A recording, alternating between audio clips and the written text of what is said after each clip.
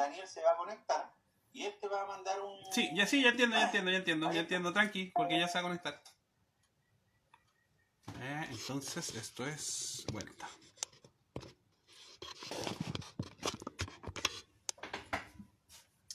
Buenas tardes. Chan, chan, chan. Estamos listos para esta nueva transmisión de en vivo. Bienvenidos todos quienes se nos van acercando. Hoy día vamos a hablar acerca del lenguaje y juegos, por supuesto. Esta vez me lo guié yo desde la guarida como representante de los dragones ancestrales, pero prontamente ya se nos va a estar reuniendo Daniel, nuestro querido Diluvio Lúdico, con quien también hemos estado haciendo varios talleres que tienen que ver con el principio de aprendizaje basado en juegos, desde nuestra plataforma de ABJ Burnal. Mientras llega Daniel, quería destacar de que el programa ABJ de la guarida salió gracias a un proyecto con Fomento Los Ríos, me parece que fue el año pasado, y en ese sentido, ahí viene Daniel, un trabajo de investigación donde se generaron varias fichas que pusimos a disposición también alojados, vinculados a nuestra página web. ¡Hola, Daniel! ¿Por qué le mientes a la gente? No le estoy mintiendo, si le estoy diciendo que tienen todo el material de BJ disponible en la página de BJ, desde la guarida. Ahí también tenemos a los diferentes videos que tiene Diluvio Lúdico, porque llevamos harto tiempo haciendo buen trabajo colaborativo y con hartas instancias. ¿Harto? Sí. Sí, harto. Bueno, con Ludoteca, por ahí, vía la Steffi también que se sumó acá, con toda la gente de Valdivia Lúdica. Acá tenemos muchísima gente que juega. Y en ese sentido hemos aprendido bastante. Hemos aprendido bastante y eso también lo hemos podido transmitir a las diferentes personas con las que trabajamos. Tenemos una parada de jugones de hace mucho tiempo con Daniel. Nos conocimos también de un buen tiempo. Hola, Steffi. Y en ese sentido tuvimos muchos talleres que, bueno, por mi parte tuve varios talleres. Daniel también trabajó mucho tiempo con colegio, entonces también él fue desarrollando el tema del aprendizaje basado en juegos. Pero ahora se nos planteó un desafío tremendo con Daniel, que fue el replicar estos talleres, pero replicarlos vía digital.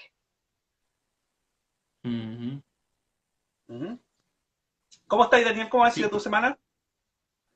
Bien, fíjate, se me ha pasado larga. Creo que los primeros días de agosto, como estaba tan pendiente de lo del 10% y el bono clase media, como que tenía los días muy contados y ahora ya me perdí. Ya. No me la gasté toda en juegos, quiero que quede claro. Maldita sea. Gasté solo un poquito, el 10% del 10% en juegos. No, así que bien. Interesado igual y motivado con el tema de los talleres que mencionabas, porque cada día tenemos más personas interesadas.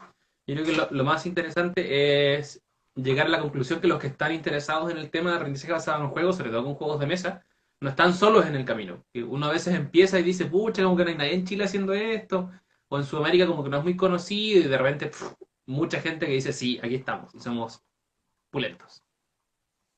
Sí, no, de hecho yo... El tema de sentirse solo es súper común, que pasa muchas veces en los profes que tratan de integrar estas innovaciones en el aprendizaje, pero aquí en Chile sobre todo ha explotado brutalmente. O sea, incluso en el mercado de juegos de tablero, Chile es uno de los grandes referentes en Latinoamérica. Tenemos ventas en Chile incluso. O sea, hartos juegos chilenos que vienen en camino. ¿Cómo? Hartos juegos chilenos que vienen en camino también. Sí, pues. Sí, las editoriales chilenas, pues las editoriales chilenas en el último año han estado sacando muchísimas cosas. Al Nico Valdivia ahí haciendo las últimas explicaciones de hegemonía, hizo un video hace no mucho, estaba re interesante. Explorando las mecánicas. Y de hecho es un súper buen tema de inicio, creo yo, para esto que queremos explorar acerca de lo que es el lenguaje en contexto. ¡Oh, mira! ¡Carlos Rivas! ¡Hola, Carlos! Carlos, eso mismo te iba a decir. Sí, qué buena, bienvenido, Carlos. Colegio Santa María del Monte fue uno de los primeros con los que hicimos el taller de aprendizaje basado en juego.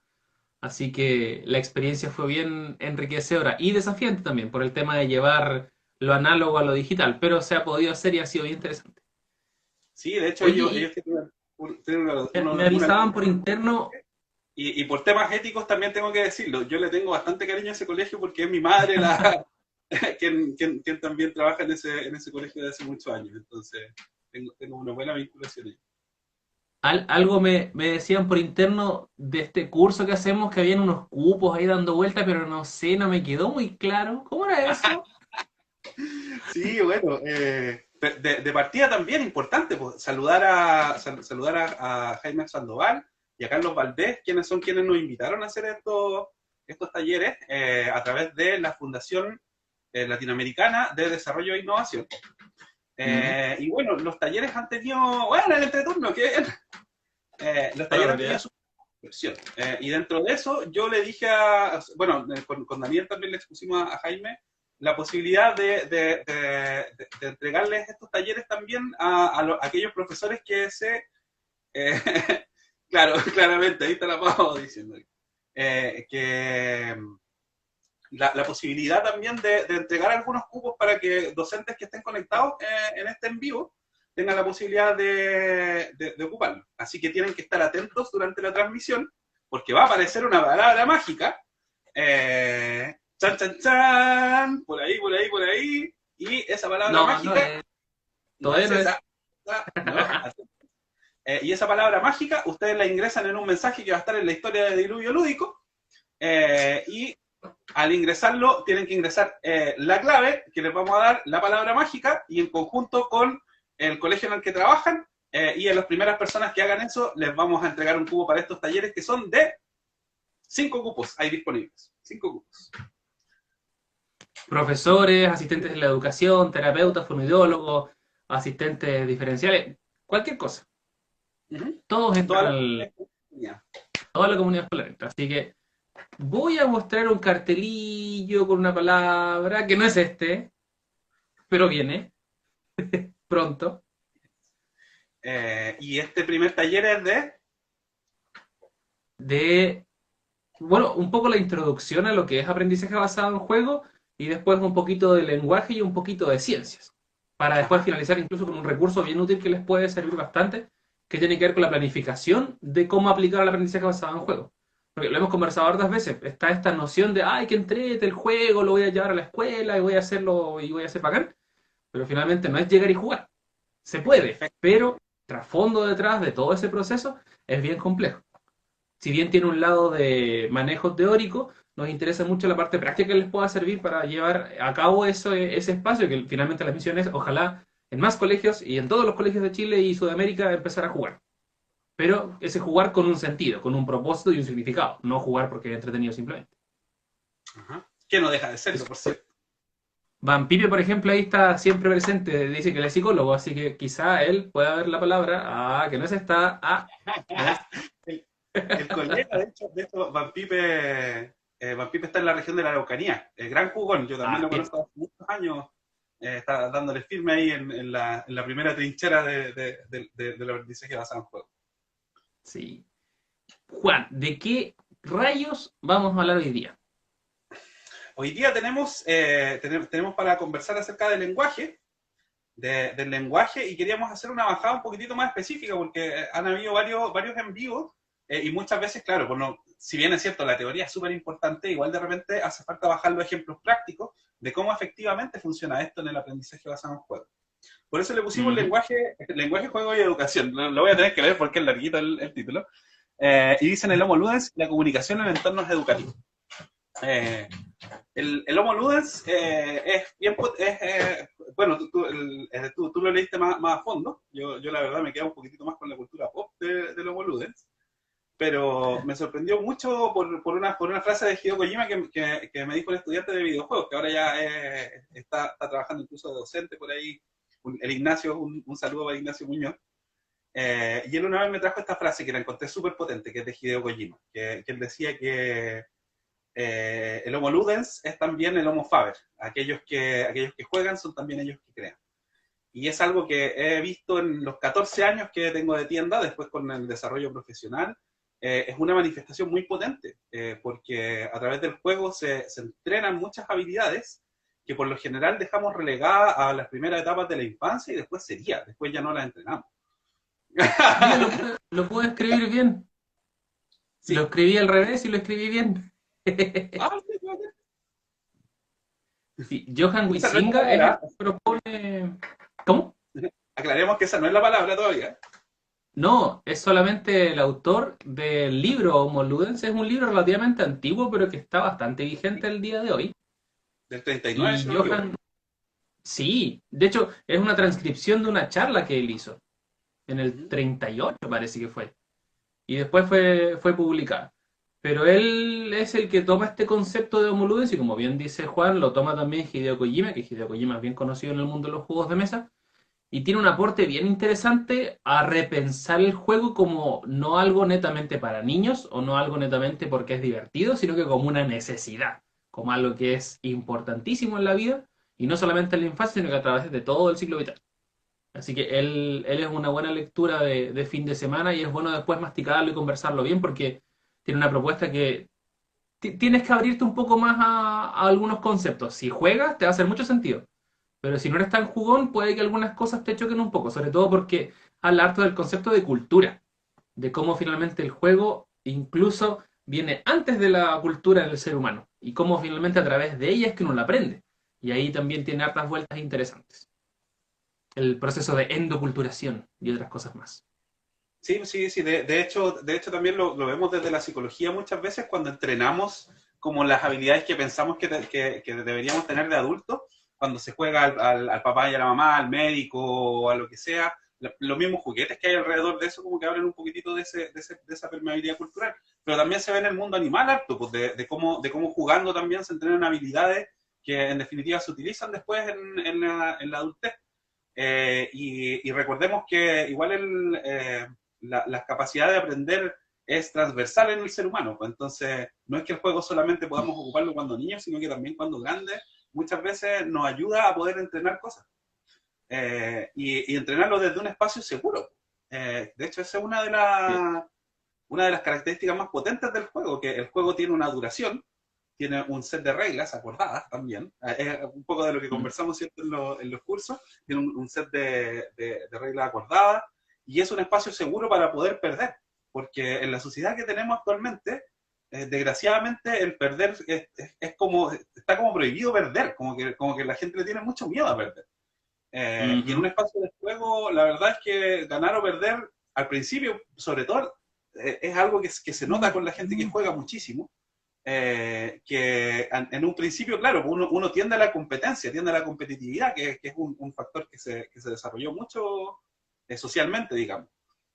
Y que, claro, en estos momentos está en bajada de alguna forma. Se trata de buscar otras metodologías, estamos todavía ahí como buscando. Ujú. Pero es algo que nos aflora porque igual viene ya de generación en generación, digamos. Y al principio sí que nos molesta un poquitito más perder, pero se nota al tiro las personas que llevan más tiempo jugando, efectivamente tienen una mejor tolerancia a la frustración, a los diferentes procesos, se dan cuenta de que perdiendo también aprenden, y esa parte de entender que el perder realmente no es perder, porque siempre encuentras algo, siempre sacas algo de una experiencia de vida, que es cuando fracasaste. Estaba viendo, de hecho, en delante un pequeño video de una persona, me llamó mucho la atención, porque él hablaba de que cuando él agradecía mucho de que cuando él había sido pequeño, había Ujú. estado en un equipo de fútbol. Y, en un, y en un partido de esto, no era de fútbol, me parece que era de otro deporte, no me acuerdo realmente el deporte, porque me impresionó mucho el score final, ¿cachai? La puntuación final. Y decía que perdían siempre, pero todos se hicieron muy buenos amigos y como que aprendieron que perder, al final lo pasaban bien, igual perdiendo, ¿cachai? Pero una vez un equipo que era muy bueno, que le ganaba constantemente, que es como este clásico equipo que aparece como en las películas, le ganó 112-0. Y él decía, Mm. qué afortunado de mi parte el no haber sido de ese equipo, porque imagínate lo pedante que pueden llegar a ser los tipos que ganan 112 series, que siempre ganan y que nunca están vinculados a una experiencia de pérdida de un espacio seguro. No, no, y lo más probable es que cuando pierdan efectivamente no van a saber manejarlo muy bien. Sí, sí, mira, Ahí se pone más. Mira qué interesante lo que habla ahí el entreturno con respecto de los roles ocultos donde mienten. Porque también le tenemos mucho miedo a la mentira. Mira, eso, buena, Dani. La resistance. La resistencia. Este es un ejemplo de roles ocultos. La parte interesante en la experiencia que he tenido de juegos de mesa y educación es que a los adolescentes les encantan los roles ocultos. Por lo que he visto, les encanta que en este espacio seguro, que es el juego, se pueden acusar, se pueden tirar caca, se pueden molestar entre ellos, y les gusta mentir. Son malos, de adentro. Pero siempre se propone como eso y también siempre es importante, sobre todo cuando hablamos de estos espacios de juego, cuando hablamos más en contexto educativo, es siempre dejar el espacio para la reflexión. Así como, sí, está bien, perdiste, sí, está bien, ganaste, pero hablemos un poquito de eso. ¿Qué significa? ¿Eres mejor que el otro? ¿Tuviste más suerte? ¿Qué pasó ahí?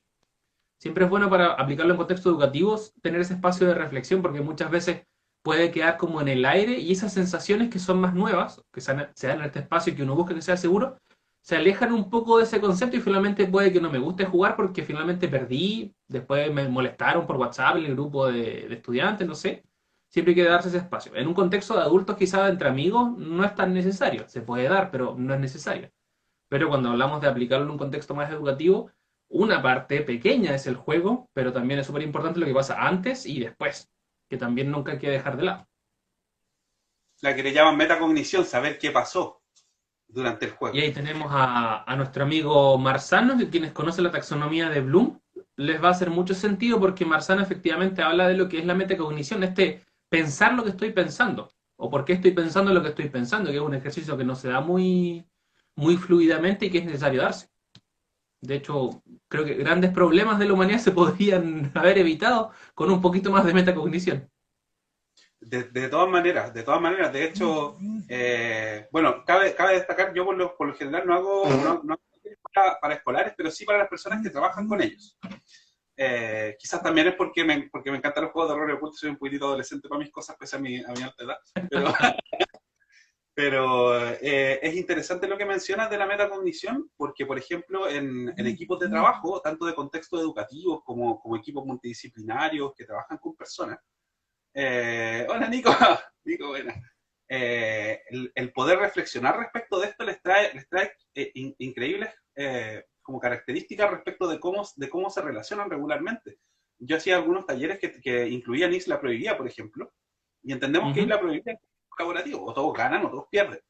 Pero en ese proceso de empezar de ver, por ejemplo, cómo poder ganar y todo, cuando aparecen las frustraciones, cuando aparecen aquellos que están apagados y que no hablan mucho y que después quizás en la siguiente lo ven, pero cuando analizas el juego después a posteriori y le dices, por ejemplo, ya, veamos, ¿qué pasó acá? Equipo de trabajo, ustedes son un equipo de trabajo. ¿Quién tomó el liderazgo? ¿Por qué sienten que él tomó liderazgo? ¿Quién habló poco durante la sesión? ¿Quién pensó en que quizás en su turno podría haber tomado otra decisión, pero decidió ir con la del grupo, independiente si salió bien o mal? ¿Qué otras cosas podríamos hacer? Es increíble cómo se empiezan a ver también cómo son las dinámicas regulares de un grupo y dónde están también, cómo aportan y cómo ejercen muchas veces también esos liderazgos y esas formas de comunicarse y de vincularse. Se ve sobre todo cuando uno lo ejemplifica desde los trabajos que uno hace en la U, por ejemplo, que son como entre 5 personas, y siempre está el que hace todo el trabajo, el que hace la introducción, el que no hace nada. Entonces finalmente uno igual tiene esa parte más moral de dentro de, ya está bien, voy a poner su nombre en el trabajo porque, no sé, no quisiera estar en su lugar, quizá algo le pasó. Es distinto hacer ese mismo ejercicio en un contexto de juego. En este caso, no hay una nota detrás, no hay un requisito de por medio, lograr cierto objetivo si no vas a reprobar. Entonces, quizá puede ser un mismo ejercicio reflexivo, pero como se da en un contexto de juego, se da en un contexto más seguro y permite un poco más hablar eso. Quizás si te digo a ti, en realidad como que no aportaste mucho, no debes ser algo tan ofensivo ni mucho menos. Ahora, si en un trabajo te digo y en realidad no aportaste, es como, no. eso no Claro. se dice, como que hay ciertos límites ahí. Y como bien aquí dice Nico, la diferencia entre el trabajo en grupo y el trabajo en equipo, que son dos cosas muy distintas, muy, muy, muy distintas. Sí, pues, y por lo general son cosas que no visibilizamos porque también tenemos esta estructura en nuestra cabeza que integra los roles sociales. Y ese es un punto súper potente en términos de lenguaje con juego, porque en el juego el juego es horizontal. Todos son iguales en un juego. Entonces se diluyen estos roles sociales de que él es mi jefe, por ejemplo, o de que él es mayor incluso, por rangos etarios, o Ujú. por diferentes cosas, por diferentes razones, y te permite ver al otro como ser humano, independiente si tuviste algún roce, o si de repente la otra persona tiene un rango de injerencia de poder y todo, para ambos lados, tanto del que está, entre comillas, arriba como el que está abajo, empiezan a verse con otras dinámicas y empiezan a entenderse también como personas, más allá de los roles. Es súper Ujú. interesante lo que desde esa perspectiva y el ejercicio del juego, por cierto, constante, porque te permite separar dimensiones, por ejemplo. ¿Cachai? Claro. Separar el hecho de que sí, yo trabajo contigo, pero yo también soy persona, y son dos cosas que van paralelas. El hecho de que trabaje contigo Sí, no quiere decir que tenga cierta potestad sobre mí o sobre mis conductas, porque es un contexto de trabajo. exacto. Oye, quiero aprovecharme de una experiencia que nos compartió una amiga hace poquito ¿Sí? con respecto, no fue con este juego en específico, pero tenía que ver con Exit. No sé si lo conoces, lo has visto o has jugado alguno. Sí, lo he jugado me pareció maravilloso. Soy pésimo para el escape room, pero me encantan. Me encanta jugar porque ves las habilidades de todos en un juego. La cosa está en que ocurrió algo un poco negativo para ella desde su percepción, porque en un contexto determinado de juego, un sujeto X empezó a hacer trampa. Entonces tenía aparentemente la necesidad interna de demostrar que él sabía. Entonces estuvo durante gran parte de la partida con su celular cerquita y de repente decía, oye, pero ¿y si hacemos esto? Oh, mira, respuesta correcta, ya, sigamos al siguiente. Después siguieron jugando, conversaba, oye, voy a ir al baño, volvía y de repente, oye, chiquillo, ¿y si hacemos esto? Ah, mira, eso es lo que funcionaba. Entonces, mientras me iba contando esa historia, yo empecé con mi cara así y terminé con la cara así. ¿Qué, qué pasó con este sujeto? ¿O qué habrá pasado por su mente? Que incluso en este contexto de juego, que se sugiere como un espacio protegido, tenía esta necesidad interna de demostrar que él sabía, de ganarle al resto, siendo que existe un juego cooperativo. Tú dices, o todos ganamos o todos perdemos. Pero a pesar de que estaba ese contexto, él quería ir un poco más allá. Esos perfiles disruptivos igual son frecuentes, igual pueden aparecer en una sala de clases, o igual pueden estar en otros espacios, perdidos y camuflados. Quizá él en su vida cotidiana no es así, pero vio el espacio en el juego para poder hacerlo, no lo sabemos. Tampoco era una evaluación psicológica, pero sí llama mucho la atención el cómo algunos igual se, comillas, aprovechan un poco de este espacio o ven ciertas oportunidades para manejar un poco alguna situación. Y eso igual es frustrante y complejo, pensando sobre todo que Exit es un juego que se juega una vez. O sea, rompiste las cartas, lo hiciste, lo resolviste y tendría que pasar a otro juego. Entonces Claro. también me llamó la atención esa experiencia y yo creo que fue compleja de cómo se vivenció y lo que viene ahora. Porque finalmente esta amiga me decía, no quiero jugar más con él, no quiero juntarme más a jugar juegos de mesa con él, porque como que se enojó. Y yo la entiendo mucho, porque finalmente uno juega, invita amigos, la pasamos bien, nos reímos, pero no, él estaba ahí con esta necesidad de ganar y demostrar que él podía. E hizo trampa, que fue la peor parte. Es un reflejo ¿Qué de nuestra opinas tú de sociedad. esa, qué opinas tú de esas experiencias? No sé si te ha Eh, tocado o algo así. con lo que mencionabas del reflexionar acerca de por qué necesita ganar, ¿cachai? Si es un juego colaborativo, no se trata de más, ¿cachai? Onda, aquí venimos a pasarlo bien, por ejemplo, ¿cachai? Onda, Mm, si te interesa ganar, juguemos un juego más competitivo de repente, ¿cachai? Onda, algún juego que efectivamente tenga que ver con eso, pero aún así me habla mucho de lo que son los perfiles de jugadores, por ejemplo, lo que de repente pasamos con el modelo de Bartel, ¿cachai? mm, Claramente ese es un jugador que tiene un perfil killer brutal, ¿cachai?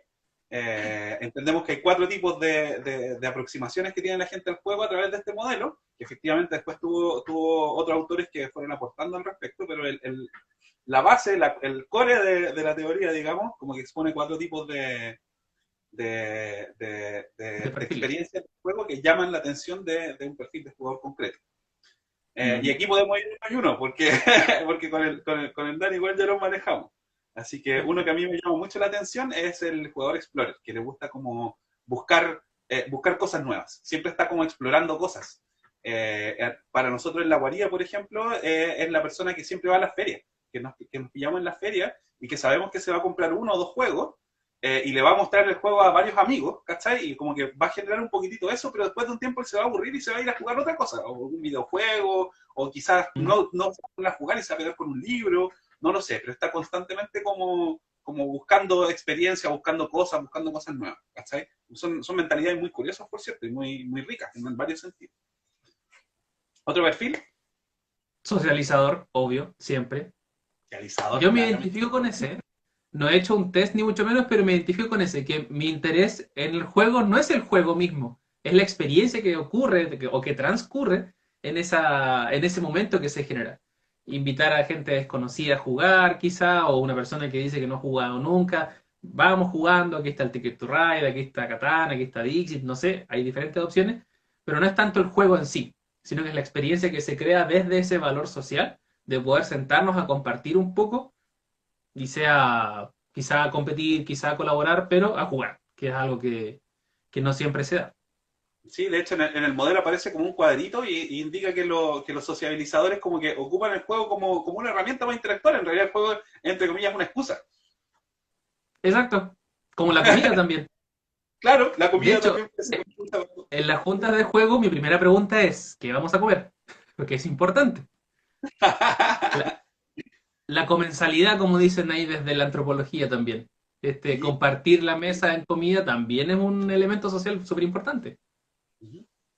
Oye, para los que se nos están uniendo ahora, que son las 6:30, llevamos la mitad del live, les comentamos que estamos hablando acerca del lenguaje en contexto educativo y muchas de las cosas que también nos pueden servir para el cotidiano también con los juegos, porque Ujú. con Daniel igual tenemos un set de competencias súper diferentes que nos hacen muy integrales en ese sentido. Y estamos conversando acerca de eso y también hablando un poquitito acerca del diferente trabajo que hemos desarrollado durante la pandemia para poder entregar esta herramienta a los docentes. Y junto con eso, para quienes estén vinculados a una comunidad escolar, durante esta transmisión y en cualquier momento, así que estén atentos, va a aparecer una palabrita en sus pantallas y esa palabrita ustedes tienen que enviarla a un post que va a aparecer en la historia de Diluvio Lúdico con la palabra y el establecimiento educacional donde están, porque tenemos 5 cupos para esos talleres que se vienen de lenguaje y ciencias en juegos. Estábamos con Bartleby. También, sí, pero antes, siempre importante también, hay algunas preguntas que nos dejaron previamente a esta transmisión y algunas preguntas también que van apareciendo en los comentarios. También, por favor, sientan toda la libertad de hacer preguntas, de interactuar. No siempre las leemos todas, pero tenemos un fantasma aquí tras bambalinas que nos va guiando y nos va siempre señalando que podría llegar a ser un buen tema para poder seguir conversando. Por ejemplo, para responder bien cortito, Nico.velas, por ejemplo, nos pregunta si es que tenemos alguna diferencia entre algo cooperativo y colaborativo. Como en qué se diferencia. Uh-huh. La Yo la verdad verdad es que... lo estaba Cuenta, cuenta. pensando y los entiendo casi como un sinónimo, pero no, no me atrevería a decir, no, son lo mismo. Me imagino que tienen que tener alguna diferencia. Yo siento que son lo mismo, siento que son un sinónimo. No, por lo menos desde la teoría que yo manejo, son diferentes formas de hablar de lo mismo. Yo entiendo exactamente lo mismo. Estoy buscando aquí rápidamente, eh, pero está como la típica pregunta de depende del autor que le preguntes. Sí, porque en realidad, por ejemplo, podríamos asumir, por ejemplo, que un juego en donde todos participan, como por ejemplo Jenga o Rhino Hero o ese tipo de juegos, pero no necesariamente cooperan, pero colaboran para hacer algo, podría ser colaborativo, pero en realidad no es colaborativo porque implica que uno pierda.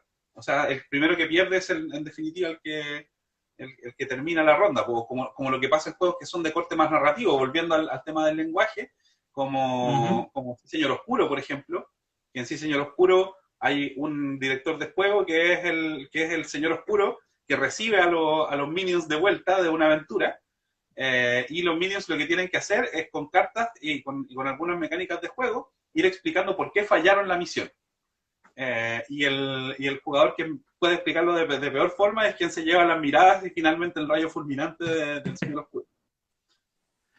Oye, por cierto, Nico nos explica ahí un poco, dice que en algún momento leyó que Carcassonne era cooperativo y Catán era colaborativo.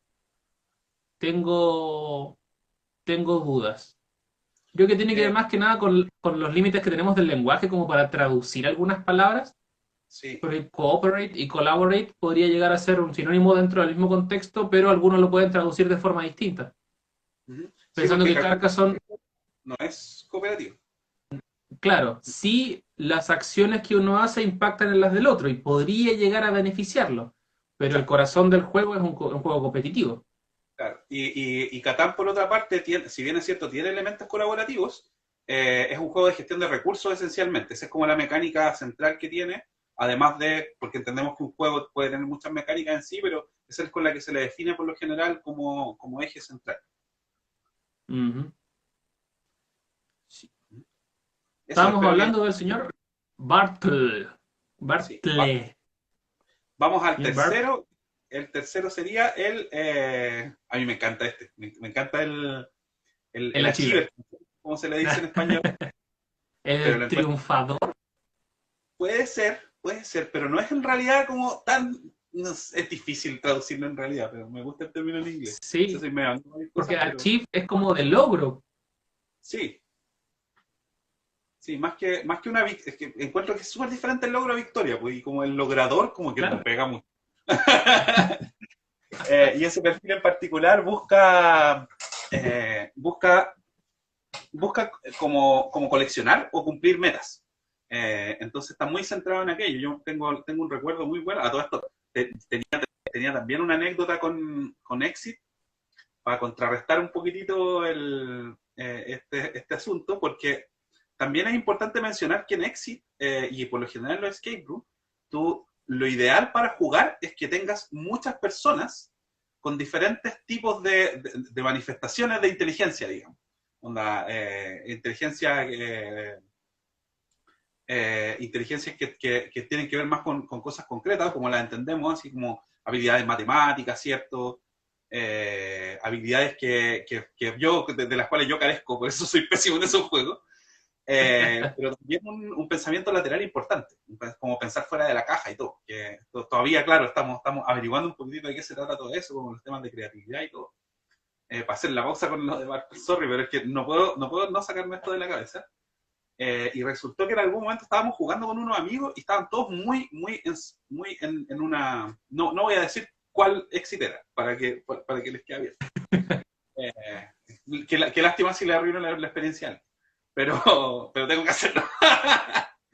y de repente aparecen un montón de acertijos y había un acertijo que hablaba acerca de una caja. Y en la habitación había un cuadro donde aparecían varios árboles, había una caja fuerte, efectivamente, había una estantería con cajones, habían varias cosas. Entonces todos empezaron a sacar ideas de dónde podía estar esa cuestión. Entonces algunos empezaron a contar los diferentes lados de cada uno de los cuadrados, porque si estaba en la caja, quizás si contabas todo, ¿cachai? Cada uno de los lados de los cuadrados podía ser. Otros multiplicaron los árboles desde dentro con los árboles de afuera, otros 500.000 cosas. Y de repente alguien que como que miraba, como que no entendía mucho, como que se daba unas vueltas, ¿cachai? Claro, yo estaba tratando de entender los números, pero en realidad estaba poniendo cara de que al parecer estaba entendiendo en realidad. Actúa natural. Y esta persona de repente como que mira así como, ¡ah! La caja, y agarró la caja del juego y efectivamente había una respuesta en la caja, ¿cachai? Había una clavecita por ahí en la caja puesta y efectivamente la pista estaba en la caja. Entonces, sorry si se lo arruiné a alguien, pero eso como que te habla acerca de que efectivamente a veces uno, con cómo tiene estructurado el pensamiento, está muy centrado en un tipo de problema y en cómo se resuelve ese problema.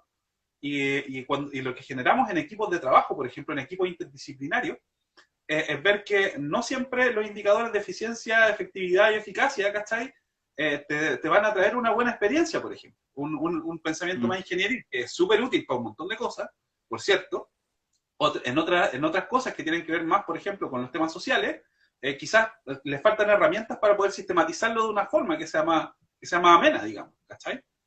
con lo mismo que tiene que ver con el lenguaje y con otras cosas. Entonces es interesante lo que se genera ahí desde los juegos.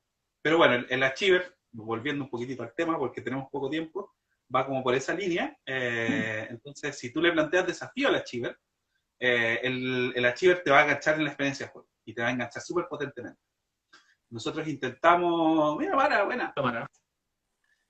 Nosotros intentamos, por ejemplo, en la tienda, y esta experiencia es súper significativa porque en la tienda trabajamos con comunidades mucho tiempo, con comunidades de juegos de cartas, de TCG.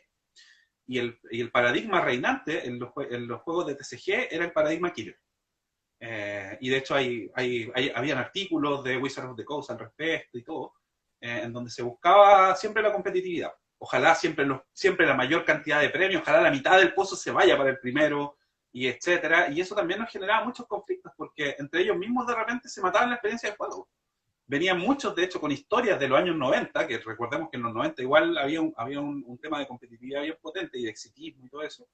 Venían a contar historias acerca de cómo les quitaban a los demás las cartas y cómo los engañaban, como si fuera una ganada.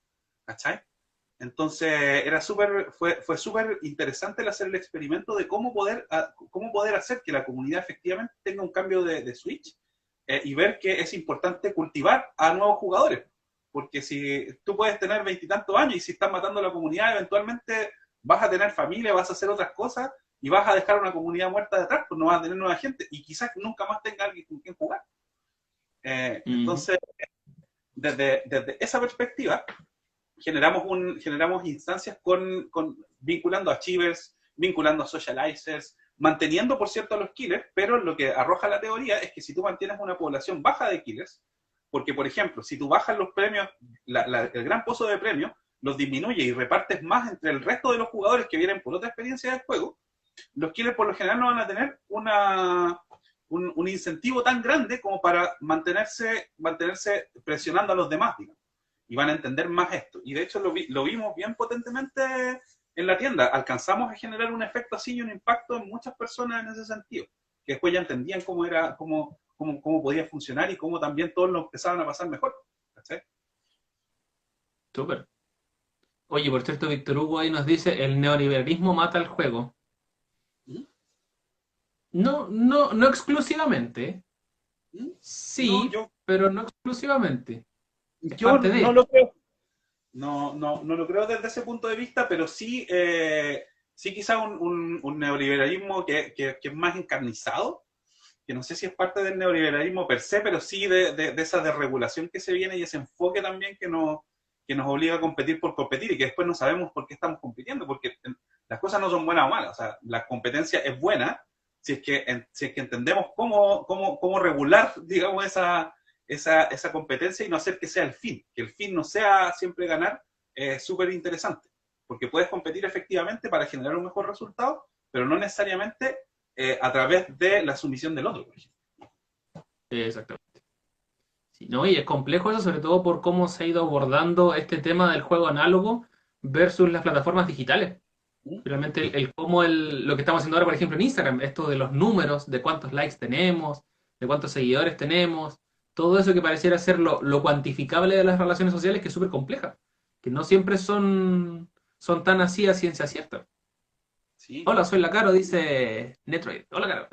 La Caro estuvo aquí en la... Lo he visto, por ejemplo, en familias que son un poco más disfuncionales y finalmente el juego es como el espacio que tiene uno para autovalidarse. O sea, vengo de un contexto donde se me repite constantemente que soy malo, que no puedo, que no voy a ser capaz. Encuentro el juego un espacio donde sí puedo hacerlo, pero después podemos pasar a este otro lado de, ok, este es mi juego, yo me quedo aquí y aquí soy el mejor y nadie me gana, y ahí ya pasaríamos a otra esfera. Entonces, es una cosa como bien dinámica, no es una cosa mira, aquí vamos a ganar todos y vamos a ser felices todos. Es bien complejo, sobre todo por cómo está la salud mental a nivel mundial. Entonces, es complejo hablar de juego y volvemos un poco a lo mismo. Yo te puedo decir, oye Juan, mira, el Just One, súper bueno para trabajar lenguaje. ¿Qué estoy viendo? No. ¿Qué? ¿Es eso lo que estoy viendo? ¡Oh! Parece. ¿Será ese el código? Parece que era el Un código, saludo, ¿no? no mata nada. A ver. en modo avión.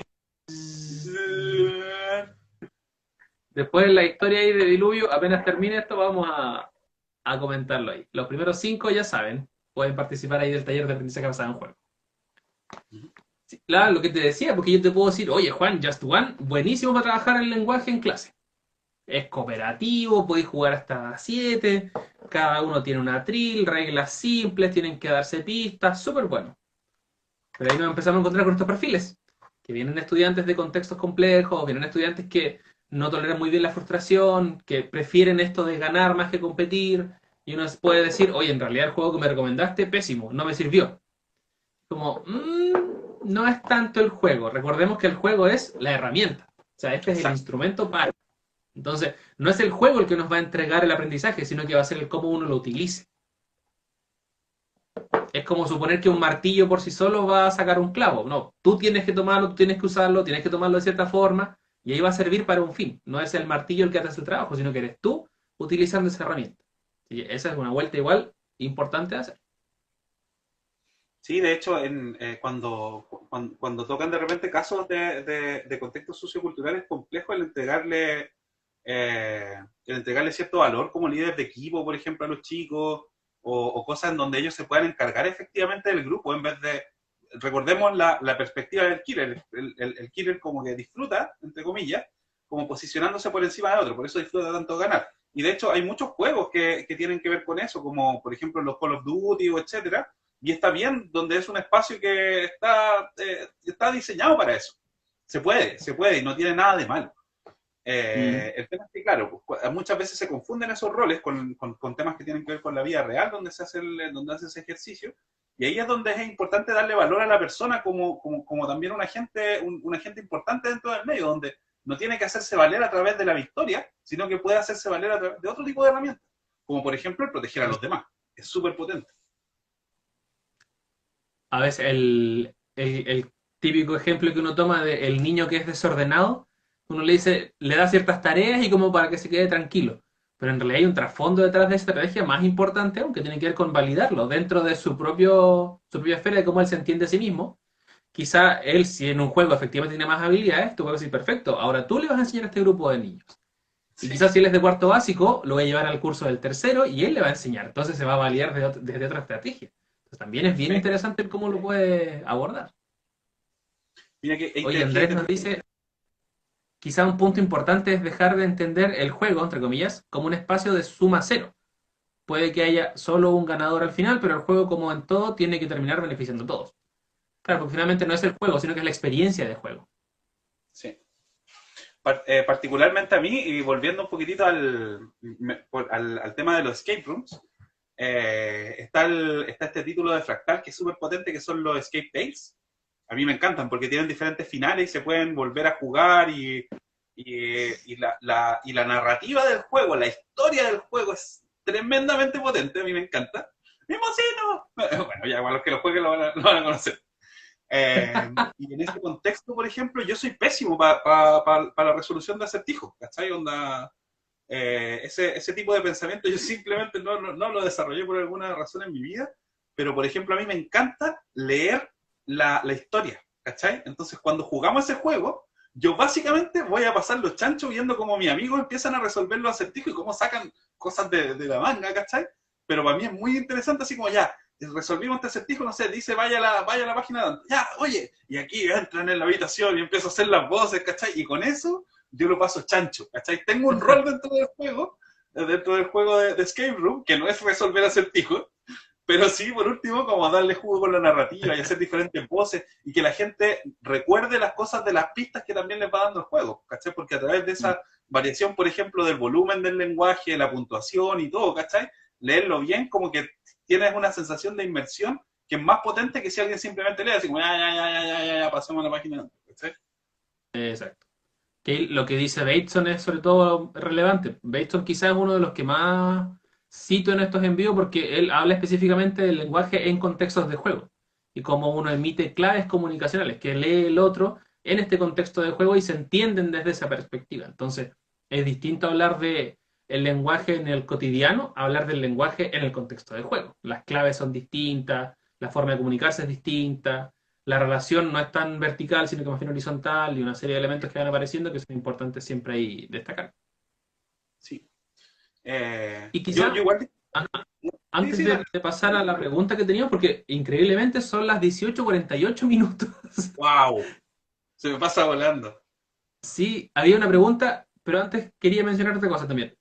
No hay que tenerle miedo a la competencia. O sea, Exacto. sí pueden haber espacios de competencia, si finalmente igual es parte natural del ser humano. Tampoco tenemos que tener el temor a decir, oye, en realidad estos juegos que son como competitivos, mejor no, porque se pueden pelear. Finalmente igual es importante que tengan esa experiencia, que hayan ganadores y hayan perdedores. Es una etapa evolutiva importante dentro de cómo uno va aprendiendo, Tienes que cómo haber se relaciona experiencias de frente al otro. frustración. Tenemos mucho miedo a las experiencias de frustración. Que son Exactamente. Entonces tampoco hay que temerle a que tengamos instancias competitivas. Sí, ver bien el tema de que no exista nunca un castigo de por medio, por ejemplo, que se pueda dar este espacio de reflexión que hablábamos al principio, pero no le tengan miedo a la competencia, si finalmente, insisto, es parte natural del ser humano. Sí, de hecho, para poder trabajar eso, por ejemplo, el tema de de los refuerzos con la competencia es súper potente, porque como decíamos con los killers, si generamos un refuerzo que es demasiado alto en un tema competitivo, efectivamente vamos a tener a alguien que va a querer aplacar a los demás para poder conseguir ese premio, ¿cachai? Onda, Mm, Skinner 101. Pero aún así, por ejemplo, con los temas de frustración, para las personas que no les gusta perder y no pueden perder, o como que se frustran mucho con eso, como el ejemplo que diste tú en delante de Exit, es súper potente, por ejemplo, enfrentarlos a un juego en donde no tienen control de todo, pero tienen control de algunas variables y las rondas son cortas, como el Love Letter, por ejemplo. ¿Cachai? En claro. Love Letter tú tienes algo de control de variables, pero perfectamente te puede salir una combinación de cartas que te matan el turno nomás. ¿Cachai? Y al hacerlo, te das cuenta de que perder no es tan terrible, ¿cachai? Onda, porque perdí una ronda, pero ya la siguiente me puedo recuperar. Y en cada una de las Mm, rondas, y en una voy a ganar, y en otra voy a perder, ¿cachai? Y en el ejercicio de eso, empezamos a entender también cómo funciona y cómo aprendes de esos errores, ¿cachai? Entonces la competencia no es exactamente. mala por competencia, es como fomentamos una visión de la competencia que tiene que ver con aplacar a otros, que la competencia no se trata de eso. Se trata de probar tus Mm, propias habilidades. Probarte sí, efectivamente, con otros, pero la intención no es disminuir al otro o conseguir un premio, porque si vamos por el premio, estamos hablando de una etapa de desarrollo moral muy primales, de acuerdo con Colbert, por mm, ejemplo. ¿Cachai? Es miedo-castigo, ¿cachai? Entonces no tenía un desarrollo moral real, porque en realidad estáis buscando el premio, ¿cachai? El pellet, digamos. claro. Ahí Bandy hablaría de motivación extrínseca, más que intrínseca. Entonces, finalmente, Exacto. incluso dudarían si eso es juego efectivamente. Sí, potente. Oye, Eh, el tiempo vuela en este mundo. ¿puedo Y hacer un último alcance con eso? Porque quiero hacer uno de tres todo lo que quieras. minutitos que tiene que ver con lo que tú mencionabas de los juegos de rol oculto. Porque aquí ¿Ya? quiero hacer un alcance. No sé si nuestro público igual estará familiarizado, por ejemplo, con la teoría de la mente, donde es importante Uf, reconocer ciertas claves en el otro, y es importante efectivamente, claro, la vemos súper feito, ¿no? Que mentir es malo, que no sé qué y todo, pero es algo que está y que nos permite, por ejemplo, leer al otro, leer lo que le está sucediendo. El desarrollar esta teoría de la mente también te permite empatizar con el otro, ver cuando efectivamente está sufriendo y no te está diciendo la verdad respecto de sus emociones, ¿cachai? O de un montón de otras cosas. Evita que engañe, que un tipo te engañe en la calle, ¿cachai? Entonces, juegos como Sheriff de Nottingham, por ejemplo, o juegos que efectivamente juegan con estos roles ocultos, te dan cuenta de cómo funciona eso y también le van dando claves a otro de cómo lo ejercitas. A mí me pasa mucho que en esos juegos de roles ocultos, por ejemplo, tiendas a ganar, no sé, las primeras rondas y ya después nadie me cree nada, pues, entonces nadie me pesca. Y hasta ahí queda nomás. Pero es súper entretenido de generar ese espacio, ¿cachai? Onda de poder verlo, de poder revisarlo también y cómo funcionan los demás en ese contexto, ¿cachai? Onda, donde te pones es- nervioso, por ejemplo, ¿cachai? Onda, porque, claro, esa manifestación aparecen en muchas situaciones de vida. ¿no? Y Teoría de la Mente es un libro grueso, cototo. Y también es interesante porque va escalando bastante bien. Entonces, uno, claro, llega después al reconocer la emoción del otro, pero parte de bases súper simples. Había un Sí, pues. ejemplo que me da una profe, me acuerdo, por ejemplo, había una tercera persona aquí en esta conversación y decía, ya, Juan, ¿de qué color es la pared de la pieza donde está Daniel? Te puedes decir, no sé. Daniel, ¿de qué color es la pared de tu habitación? Es gris. Juan, ¿por qué Daniel sabe de qué color es su habitación? Tú me vas a decir, porque la está viendo. Ah, y ahí uno empieza a hacer una escalación de cómo tenemos dos puntos de vista distintos, y después lo haces con un cuaderno, incluso con un espejo, hay una serie de elementos que son como la base, y después ya va escalando, escalando, escalando, escalando. Así que Exacto. los que puedan leer teoría de la mente es una teoría muy entretenida también. Así que, y los que tienen hijos o sobrinos la pueden aplicar con ellos mismos, y es entretenido también. Porque también te toma desde las teorías del desarrollo, pues, entonces es interesante desde ahí. Exactamente. Oye, había una pregunta que yo creo que ya es lo que va a dar pie, yo creo, a un próximo en vivo, quizá, porque es una pregunta que de verdad va para un tema bastante amplio, pero no podemos dejarlo sin responder. De Christian Joe 172 nos hablaba de juegos y necesidades educativas especiales permanentes, desde su implementación y sugerencias. Ese es un tema, yo creo que va a 4 en vivo, 5 en vivo más o menos. Sí, Y después vamos a comentar también algunos autores para leer ahí para Nico que pregunta también. A ver, sí, por cierto, también, la palabra mágica. Partamos de la base que la necesidad educativa especial permanente es muy variada. Puede ser una discapacidad o una necesidad educativa, perdón, desde algo sensorial, dígase vista, audición, puede ser algún problema de discapacidad intelectual, por ejemplo. Hay una serie de elementos que podrían entrar en esa categoría. ujú, Entonces, primero, uno siempre que vaya a trabajar con juegos tiene que saber qué va a trabajar con el juego. sí, Si el quiere objetivo. trabajar, por ejemplo, propiocepción, que tiene que ver con la identificación de objetos a través del tacto, en un estudiante con discapacidad visual, por ejemplo, van a aparecer algunos títulos que podrían tener algunas características que sean más tangibles o incluso empezar a adaptar algunas cosas. Me imagino, por ejemplo, un doble, pero en lugar de tarjetas, que sea con objetos. Que tenga, Ujú. por ejemplo, un set de 10 objetos repetidos, los pongas en la mesa y le preguntes cuál se repite. Entonces él los puede ir tocando, manipulando y decir, ah, este parece que se repite. Una adaptación bien simple de un juego. Y eso es una necesidad educativa especial y es un juego. Pero al mismo tiempo, existen otras líneas, sobre todo para las que van hacia la línea desde la discapacidad intelectual, que uno ahí ya empieza a buscar juegos que sean más simples, de reglas fáciles de entender y que tengan una forma un poco más atractiva, porque también uno puede pensar en juegos que existen, por ejemplo, un juego que desafía tu lógica, desafía tu estrategia, pero es difícil. O sea, hay que ir escalando, hay que ir de a poco, y uno siempre evalúa, eso es lo principal. No podemos llegar a trabajar con ningún estudiante, ninguna persona, si queremos trabajar con juegos, sin antes haberlo evaluado. O sea, primero Sí, veamos dónde estamos, y ahí después empezamos a jugar. Porque quizá algún juego va a ser muy simple, y no le va a gustar porque es muy fácil, o le voy a ofrecer un juego muy difícil y no le va a gustar porque es muy desafiante. Entonces, siempre evaluemos y después veamos qué juego podría llegar a servir. Y también de perfecto. acuerdo a qué tipo de necesidad educativa estamos hablando.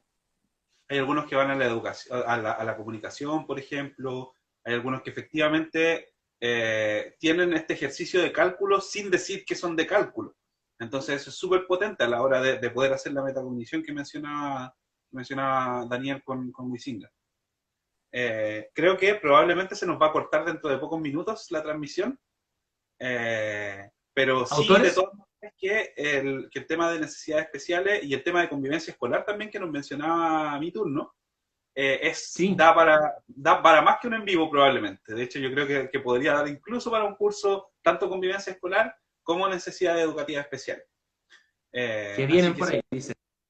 sí, pues les dejamos la invitación abierta igual. Tenemos el programa BJ andando.